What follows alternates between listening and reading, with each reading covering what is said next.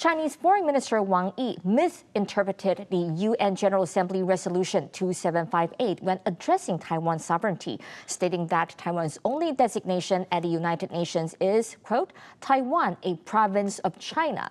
And shortly after, China's state broadcaster CCTV echoed the stance on Weibo, posting that Taiwan's only designation is Taiwan, a province of China. The post triggered controversy as several Taiwanese entertainers followed suit. And in response, Taiwan's President Lai Ching-te said the government would strengthen guidance and oversight for entertainers working in China.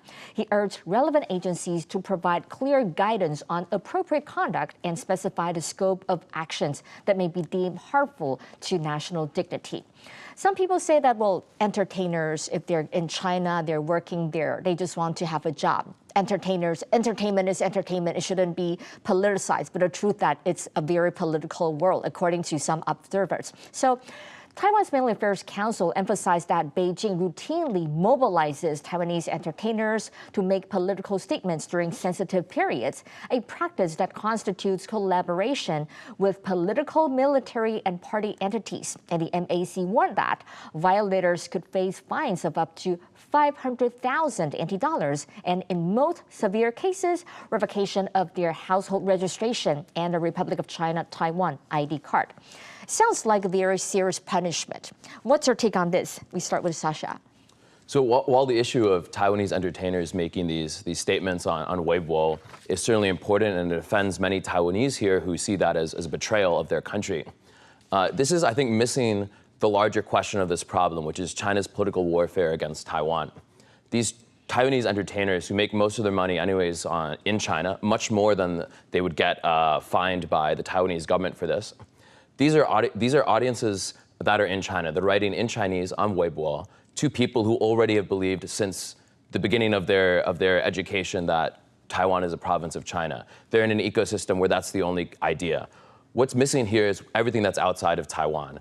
China has essentially monopolized all platforms outside of China and outside of Taiwan to try to refer to Taiwan as Taiwan province of China or as Chinese Taipei. These fake designations that don't actually reflect the truth about Taiwan and the fact that we all here are in a sovereign and independent country. Its name is ROC Taiwan, and there are disputes over the name, but there's no question that it is an independent country. The problem here is that the Lai administration is focusing too much on these internal issues that may rile up a lot of people because they see entertainers they care about making these offensive statements, but that's not making any impact. These statements on Weibo are not changing any minds.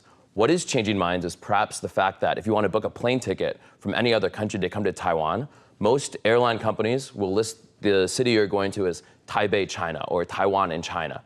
This is a huge way of influencing people psychologically to believe that they're going to China.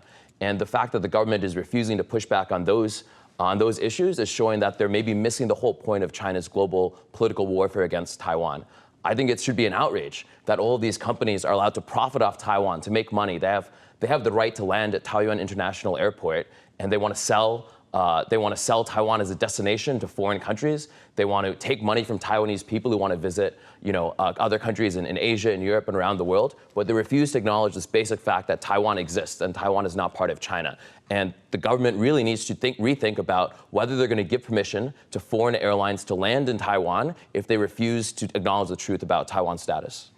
That's very well said, but I mean, it's maybe a bit idealistic. My question for you, Professor, of course, we know this is the right thing to do. We want to reflect the reality that Taiwan is a sovereign country, and we should use the name, the nomenclature Taiwan, and definitely it's not a province of China. In reality, what can we do? Do you think that the international community, for example, like talking to these big airline companies, can we really ask them to change the name to just Taiwan, no comma China? Do you think it's feasible? I mean, realistically, those are commercial operations. We know that they started to use Taiwan, China or Taipei, China because of Chinese pressure, because of political influence. So I think it's hard to avoid that because China is trying to use political means to pressure those commercial airlines. Now, like Sasha said, we can do the same thing, but this will put airlines in a very difficult position.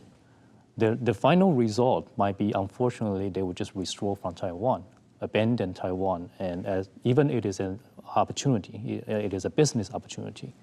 So I would say, I would argue that we should take more measures to warn or persuade those airlines, those companies, when they are stating the destination, they will respect how our usage, the term that you use to describe Taiwan or Taipei or any places within our jurisdiction. And I think the best we can do is to convince those commercial airlines or international companies to follow our rules within our border. We cannot. It is very difficult for them to change on the international stage. Now, does that mean that we shouldn't try to persuade them? No. Our representatives or our government should try to inform those business that Taiwan has a role in your business, and if you want to do business with Taiwan, you need to respect our nationality. But this is the kind of passive approach that has gotten Taiwan nowhere in the last several decades. This has allowed China, which understands that this is political warfare, and China takes aggressive steps in these areas because they know what matters. It's allowed them to make this progress. Years ago, they didn't have this designation, Taiwan-China or Taipei-China. There's even a process I've called Chinese Taipei creep, by which Chinese Taipei has jumped out of the Olympics and now everywhere is using this designation. And just saying respect it within our borders here in Taiwan, that doesn't get you anywhere. Everyone in Taiwan knows this is an independent country, but outside of Taiwan, people don't know this. And you said, fine, like these airline companies might decide not to fly to Taiwan. Fine, let them. They can be gone. Taiwan does not need business from companies that are going to be propping up China's propaganda and political warfare against China. And you know what? They're going to stay here, I think. They actually see the opportunity in that market. We know China is a very unstable market. We've seen that in the pandemic, how that can just drop off. Taiwan is a very valuable destination. About 10% of the population of Singapore visits Taiwan every year.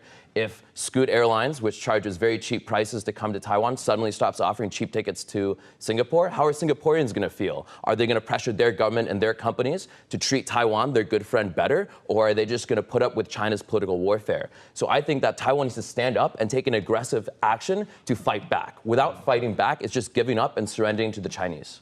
I think the key point here is that it's not only Taiwan needs to do this. Taiwan needs to cooperate and find allies from the international stage.